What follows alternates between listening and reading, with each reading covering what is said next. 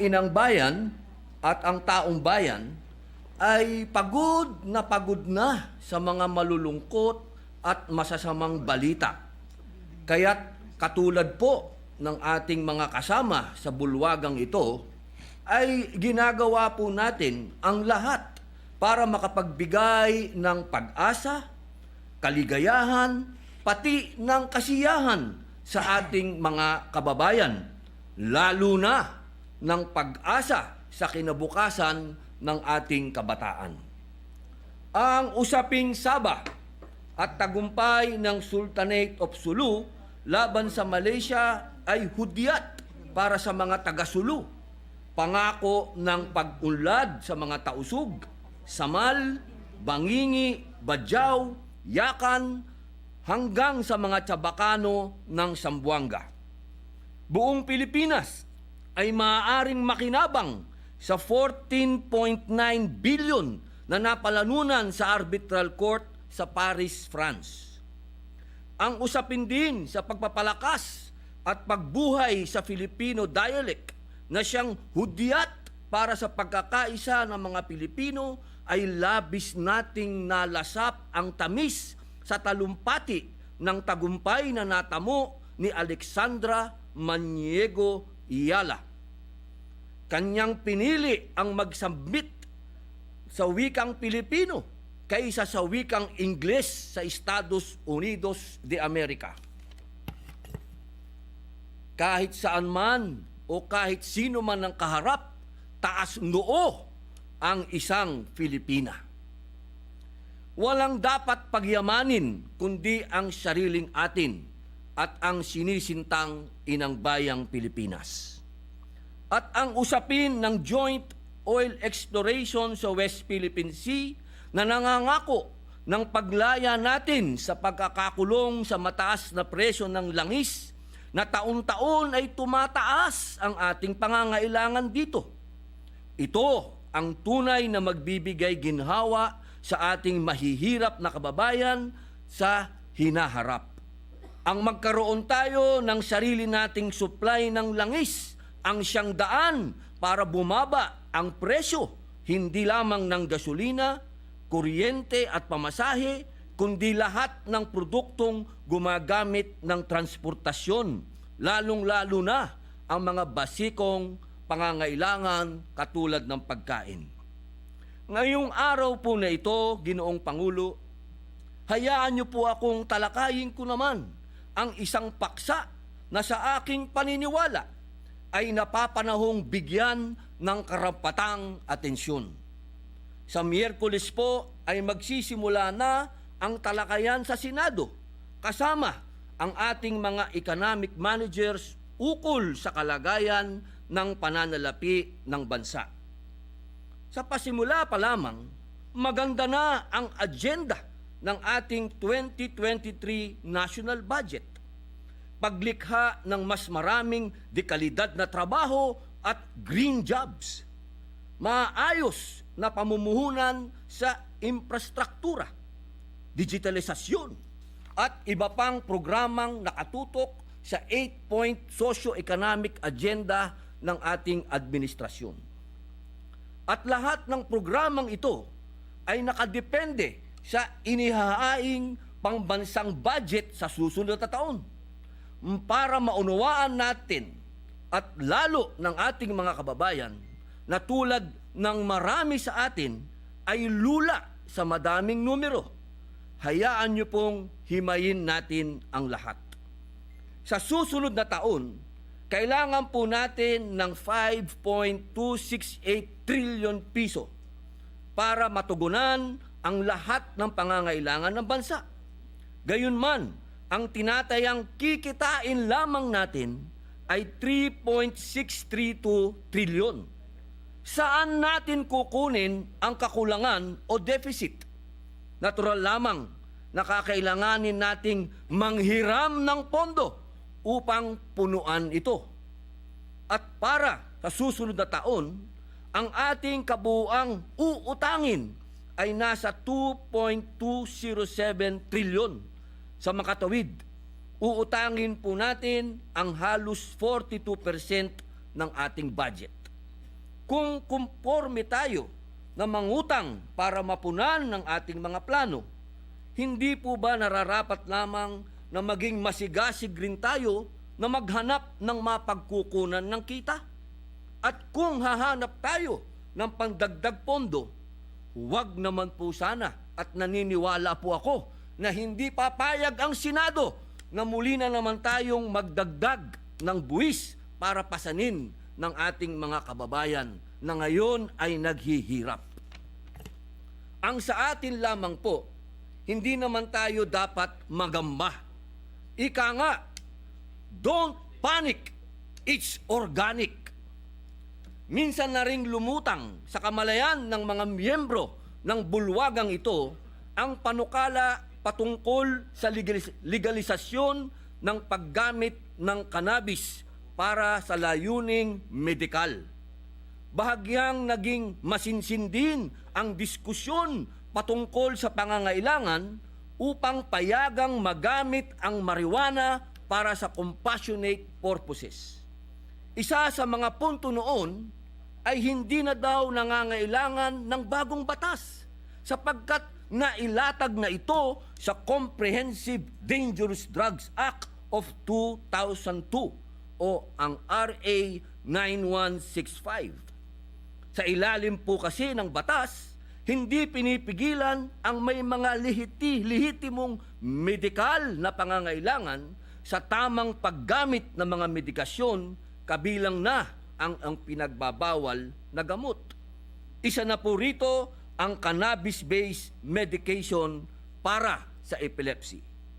Itinuturing din po ang Department of Health Administrative Order Number 4, Series of 1992 bilang basihan ng bisa ng pagkilala sa pangangailangan sa mga produktong gamot na hindi nakarehistro o nasa proseso pa lamang ng pagparehistro upang gamutin ang mga pasyenteng may terminal o malubhang karamdaman.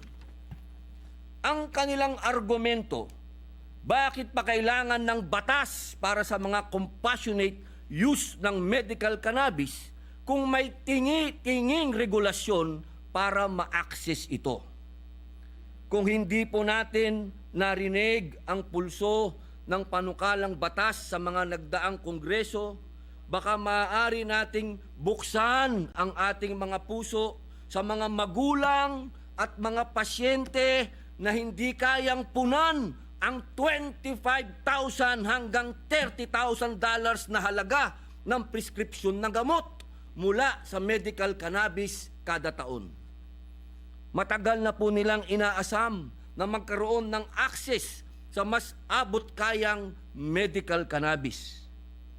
Baka maaari po nating bigyan ng atensyon ang 29,802 publications ukol sa medical marijuana simula pa noong 1829 hanggang sa kasalukuyan.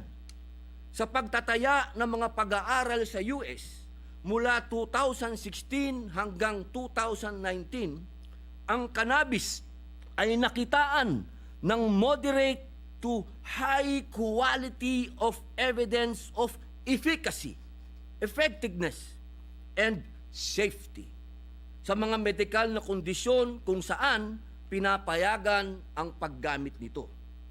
Baka po maaaring buksan natin ang ating isip sa pagbabago. Noong Disyembre 2020 ay nagdesisyon na ang United Nations Commission on Narcotic Drugs na alisin na ang cannabis mula sa Schedule 4 ng kanilang listahan sa klasifikasyon ng droga. Nangangahulugan po ito na inaalis na ang cannabis sa listahan ng mga itinuturing na mapanganib at lubhang nakaka-addict na gamot tulad ng heroin at fentanyl. Bagamat itinuturing pa rin na isang controlled substance.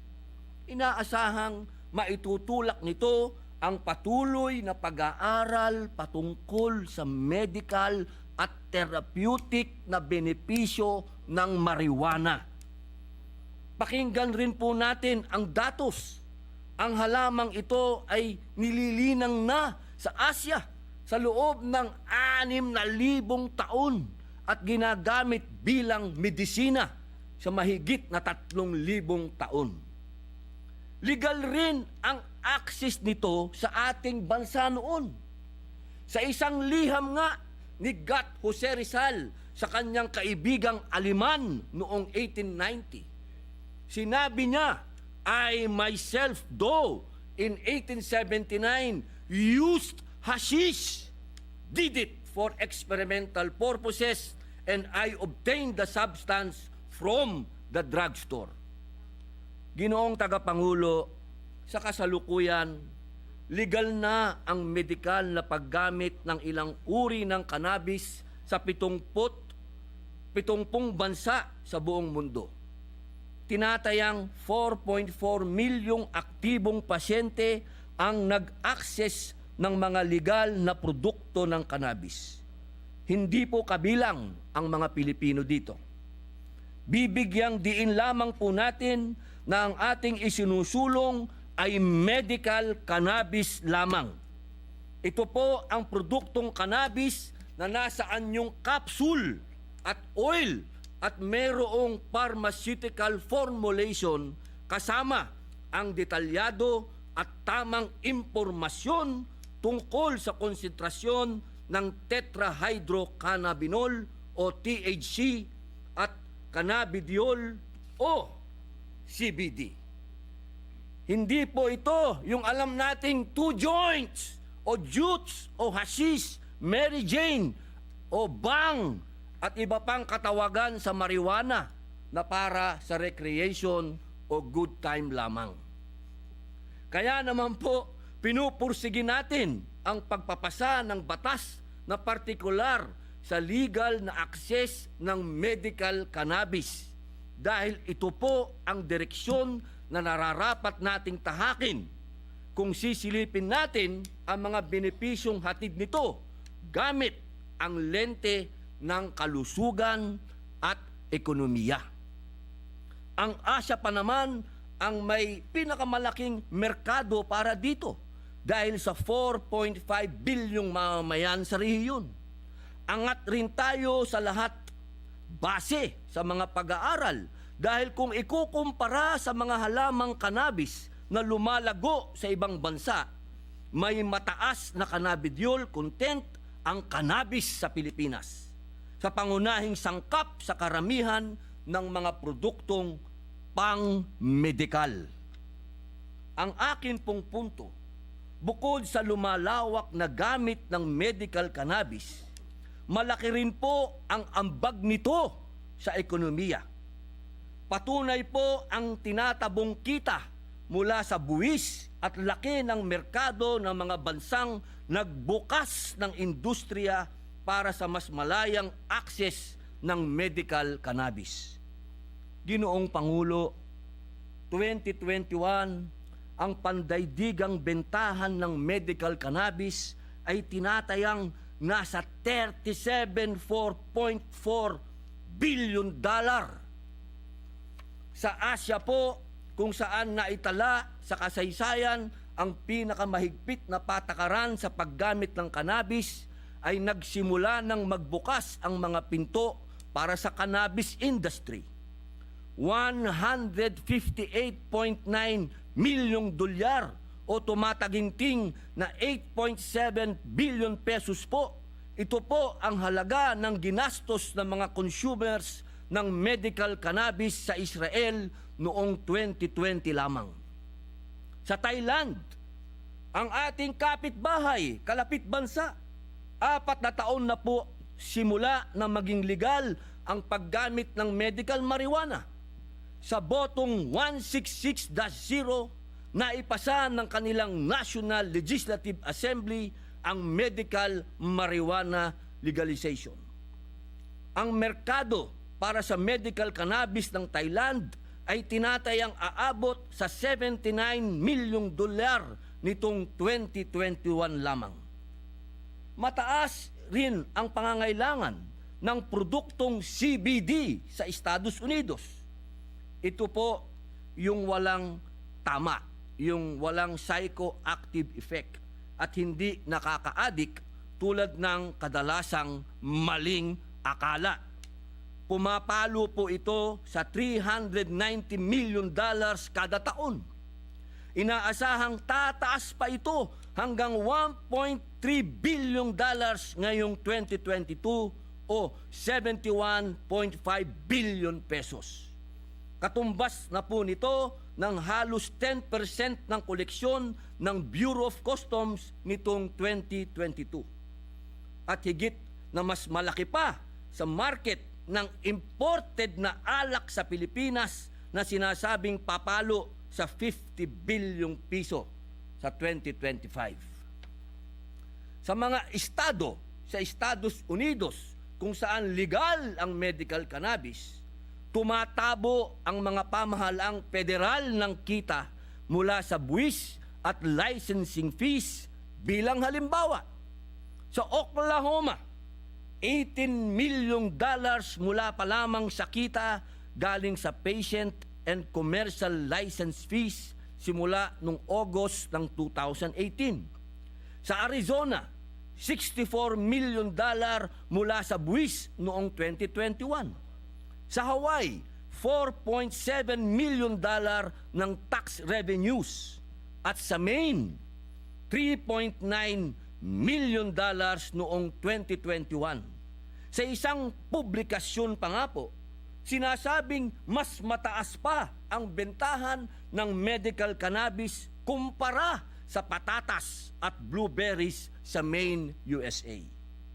Hindi pa po natin sinasama sa kwentahan ang laki ng kita mula sa mga pharmaceutical companies na maaaring mamuhunan sa medical cannabis research at development sa bansa. Sa Israel nga po, ang net revenues ng Panaxia, isang cannabis pharmaceutical, ay nasa $83.6 million na nitong 2021. 37% ang nilundag ng kita mula sa $60.7 million lamang noong 2020. Sabihin na po nating magkadikit ang benepisyo ng pagsasaligal ng medical cannabis.